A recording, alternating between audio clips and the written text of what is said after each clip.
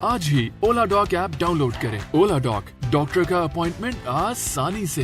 अस्सलाम वालेकुम जी, मेरा नाम है doctor Amin Alam and I am working there in Lahore general hospital as associate professor of plastic surgery.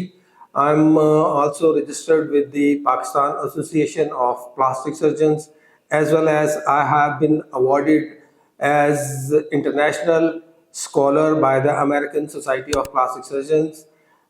Now I have worked on fat transfer from last many years, almost 7 to 8 years, but overall experience in plastic surgery is almost 25 years. तो आज जिस topic पे हम बात करेंगे वो है fat transfer. अब फैट ट्रांसफ़र है क्या, ये मुझे आपको बताना है. इसमें 3 टाइप्स होती हैं. सबसे पहले नैनो फैट, जो आजकल बड़ा जिसका शोर है, लोग कहते हैं नैनो फैट करवानी है, नैनो नैनो नैनो, लेकिन हर किसी को पता नहीं है कि नैनो फैट है क्या. दूसरी टाइप्स है इसकी माइक्रो फैट और तीसरी है मैक्रो फैट. अब तीनों की अलग-अलग इंडिकेशंस हैं और आपने अपने डॉक्टर के पास जब भी जाना है तो आपने उनसे डिसाइड करना है और ख़ास तौर पे प्लास्टिक सर्जन के पास आपको जाना है. प्लास्टिक सर्जन जो हैं वो मतलब सबसे पहले आपको असेस करेंगे कि क्या आपको इस चीज़ की ज़रूरत भी है कि नहीं. तो अगर आप प्रॉपरली मतलब असेस हो जाते हैं तो फिर इस इंडिकेशन का फ़ायदा भी है. अदरवाइज़ ये आपको इसके इफ़ेक्ट्स जो है ना वो मुतासर भी कर सकते हैं, मतलब बुरे असरात भी हो सकते हैं अच्छे असरात की बजाय. तो आई वुड सजेस्ट कि आप पहले जो बेस्ट आपके लिए जो भी प्लास्टिक सर्जन है उसको अप्रोच करें, जिसका एक्सपीरियंस हो. आपने उसके क्रेडेंशियल्स जो हैं उसको असेस करना है. सबसे पहले आपने भी उसको देखना है कि वो कॉम्पिटेंट अथॉरिटी है भी कि नहीं.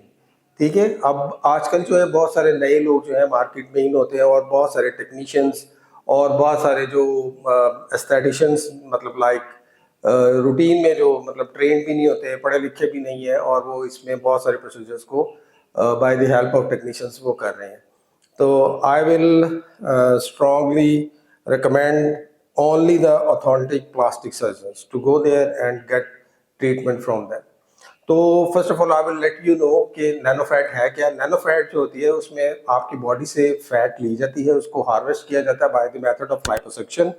वो आपके पेट से भी हो सकती है और वो आपकी थाई से भी हो सकती है. तो इसमें थोड़ा सा डिफरेंस है. कुछ मतलब स्टडीज़ वो कहती है कि जो पेट से फैट ली जाती है उसका और थाई की फैट का वो फ़र्क है, क्योंकि इसके मॉलिक्यूल बड़े होते हैं पेट वाले और थाई के थोड़े फाइन होते हैं, तो इससे कंटूर अच्छा आता है. उसकी लॉन्ग लास्टिंग जो लॉन्गिविटी होती है जो थाई से हार्वेस्ट की कंपैरेटिवली जो है थाई से हार्वेस्ट की हुई जो फैट है वो अच्छी होती है.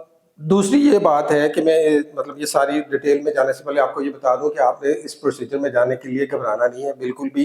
ये एक सिंपल सा प्रोसीजर है, कोई बहुत कॉम्प्लिकेटेड भी नहीं है, लेकिन कॉम्पिटेंसी मैटर करती है बहुत ज़्यादा. ठीक है. तो जब आपने फैट हार्वेस्ट कर ली तो जब उसको हम बिल्कुल नैनो में अगर कन्वर्ट करना है तो वो बिल्कुल फाइन लिक्विड की तरह कन्वर्ट करके तो उसमें फेस के ऊपर, हैंड्स के ऊपर हम इसको इंजेक्ट कर सकते हैं, जिससे आपको रिजुविनेशन इफेक्ट आ सकता है कि आप अगर चेहरे की यूथफुल अपीयरेंस चाहते हैं तो वो आपको नैनो फैट से मिलती है. नैनो फैट से आपको यूथफुल अपीयरेंस के अलावा आपकी पिगमेंटेशन में भी फ़र्क आ सकता है. मेलास्मा है उसको भी आप ट्रीट कर सकते हैं. ठीक है. लेकिन इसके ऊपर रिसर्च चल रही है, कोई अथॉरिटी नहीं है, अथॉरिटी नहीं है, लेकिन अल्हम्दुलिल्लाह जो मैंने ट्रीट किए अब तक केसेस उसमें मुझे काफ़ी अच्छे रिजल्ट्स मिले हैं, इसलिए मैं इसका नाम ले रहा हूँ. ठीक है. इसके अलावा आपके फाइन रिंकल्स जो आपके फोरहेड के ऊपर हैं और क्रो फीट्स हैं, नेसोलेबियल फोल्ड्स हैं, नाक के जो इस तरफ होते हैं, चिन्ह है, इसको आप फील कर सकते हैं और फाइन रिंकल्स भी आप इसको एड्रेस कर सकते हैं. I think it's much better comparative to all other जितने भी फिलर्स हैं लाइक आर्टिफिशियल. उनकी जो लॉन्गेविटी है या लॉन्ग लास्टिंग है that is for a short period of time, that could be for 6-8 months और 12 months, not more than this. जिस भी टाइप का आप फिलर ले लेते हैं वो जस्ट 1 ml होता है और इसके पास इससे फैट में जो है आपके प्लेंटी ऑफ फैट होती है. उसमें मतलब मैं जो इंजेक्ट करता हूँ, हार्वेस्ट करता हूँ, ऑलमोस्ट 150 से 200 ml फैट लेके उसमें से कोई 100 ml जो है ना वो यूजेबल होती है. तो आपके पास खुली फैट होती है. तो इसमें यह है कि अगर आप फैट इंजेक्ट करते हैं तो एक चीज़ अपने ज़हन में रखना है कि अगर आप 100 ml इंजेक्ट करते हैं तो उसमें 60% रह जाती है, 40 जो है वो एब्जॉर्ब हो जाती है. ठीक है. लेकिन ये सारी बातें बताने से पहले जो मैं आपको एक चीज़ ज़हन में बताना चाहता हूँ कि इससे जो डाउन टाउन है वो अपने ज़हन में रखिएगा कि फैट करवाने से आपको एटलीस्ट जो इनिशियली 2-3 दिन होते हैं उसमें काफ़ी स्वेलिंग आती है, इवन ब्रूज भी आ जाते हैं, और अगर ब्रूज आ जाते हैं that would take about 2 to 3 weeks to get resolve, और स्वेलिंग है तो वो पहले 3 दिन ज़्यादा होती है और उसके बाद वो कम होना शुरू हो जाती है ग्रेजुअली, फिर फर्स्ट वीक में ऑलमोस्ट सेटल हो जाती है।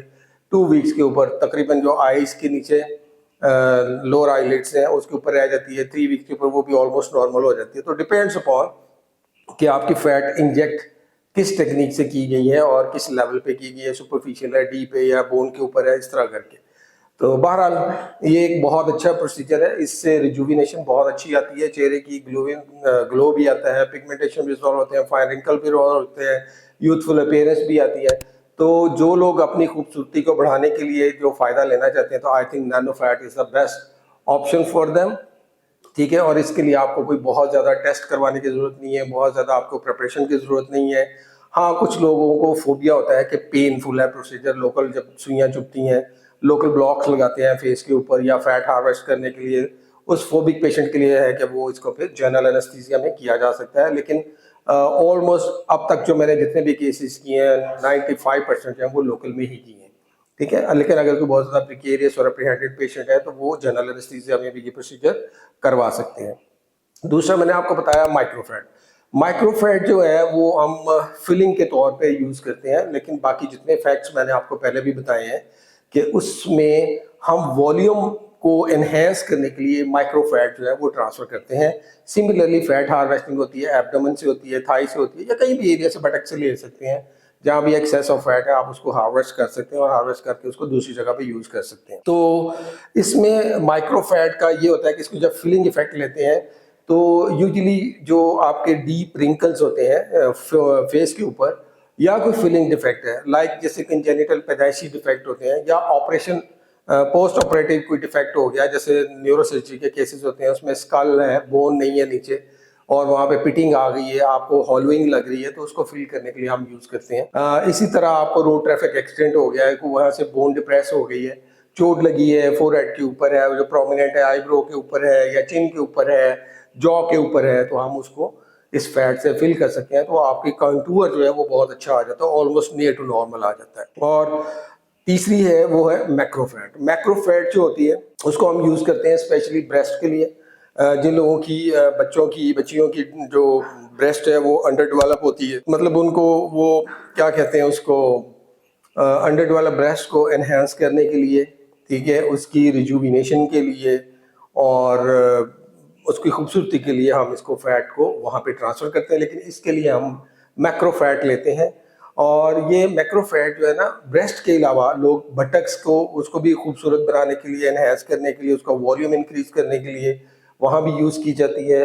सिमिलरली आपके जो है फोर आर्म्स हैं, आर्म्स हैं और थाइज हैं, उसकी कंटूर के लिए भी ये यूज़ की जाती हैं। अब ये है जो ये सारी चीज़ें जितनी भी मैंने आपको बताई हैं, इसमें एक चीज़ आपको ख्याल रखना है, वो ये है कि असेसमेंट बहुत ज़रूरी है। जब भी आपने अपने प्लास्टिक सर्जन के पास जाना है तो असेसमेंट ये देख लीजिएगा कि अगर तो आपको फैट लाइक ब्रेस्ट में इंजेक्ट करनी है तो उसमें यह है कि कुछ लोग प्रेफर करते हैं कि इम्प्लांट्स डालने चाहिए। इम्प्लांट्स के साथ ये होता है कि वॉल्यूम बहुत अच्छा आ जाता है, प्रोजेक्शन भी बहुत अच्छी आती है, कप साइज अच्छा आ जाता है, ठीक है। लेकिन फैट ट्रांसफ़र की जो इंडिकेशन है वो आपने ज़रूर देख लेनी है कि इसमें डिपेंड करता है आपकी स्किन लैक्सिटी कितनी है, वॉल्यूम कितना उसमें अकोमोडेट कर सकता है। अगर स्किन टाइट है तो उसमें फैट बिल्कुल भी स्टे नहीं करेगी, ऑलमोस्ट आपकी जो है वो तकरीबन 70% लॉस भी हो सकता है फैट जितनी भी ट्रांसफ़र की। सिमिलरली आपकी जो बटक्स है उसमें भी जितनी फैट ट्रांसफ़र की जाएगी वो भी लॉस हो जाएगा। तो ये सारी चीज़ें आपने अपने जहन में रखनी हैं,